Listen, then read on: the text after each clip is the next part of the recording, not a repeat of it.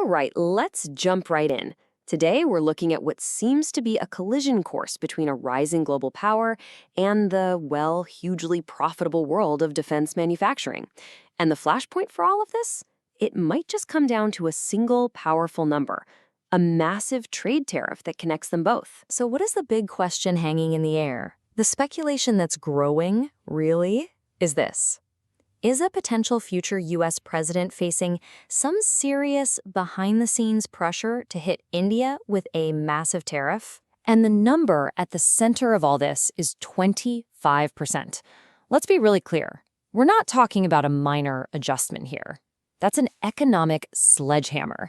It's the kind of thing that could send shockwaves through the entire trade relationship between two of the world's biggest democracies.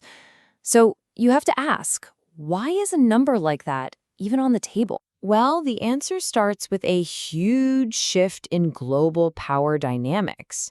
It all kicks off with India's really determined push to achieve something they've wanted for a long time: defense independence. The engine powering this whole thing is a national initiative they call Atmanirbhar Bharat.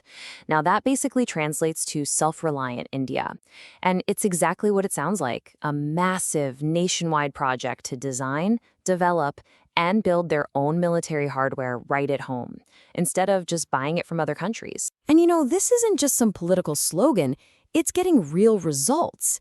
India is now actually building its own fighter jets, its own advanced missile systems. But here's the real kicker, and this is the part you've got to pay attention to. They aren't just building this stuff for themselves anymore. They're becoming a global exporter. They're finding new markets in Southeast Asia, Africa, even Latin America.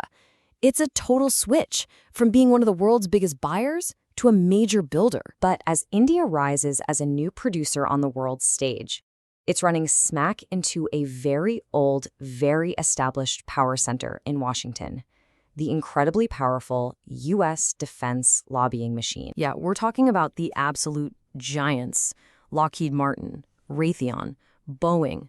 These aren't just companies, they are massive political forces. They pour millions and millions of dollars every single year into lobbying, trying to influence Congress, presidential candidates, you name it. And it's all to protect a business model that absolutely depends on huge global exports. So, you can see the board being set, right? We have a rising power that's disrupting the old market, and you have an established power that's trying to protect its dominance. This is setting the stage for what looks like a really high-stakes geopolitical chess match. Let's just boil this whole conflict down. On one side, you have India's big ambition to build for itself and to sell to the world. And on the other side, you have the profits of the U.S. defense lobby, which have, for decades, relied on other countries buying their stuff. So one success could be seen as a direct threat to the other's whole way of doing business. So it really makes you wonder, doesn't it? Every single fighter jet that India builds for itself, or every missile system it sells to another country, does that represent a lost sale? A lost contract for one of these lobbying giants? Is India's self-reliance a direct threat to their bottom line? And if the answer to that is yes, if their bottom line is threatened, how might they fight back? And that brings us right back to that 25% number. Suddenly, the idea of a huge tariff starts to look less like a simple trade policy and more like the perfect weapon, a powerful economic move designed to put the squeeze on a rising competitor. At the end of the day, this whole situation isn't just about economics. It's about something much deeper. It's about power, it's about influence, and it's about who is really pulling the strings. Which brings us to our final, and I think most critical question: leader or player? A key question that was raised in the source material really puts it perfectly.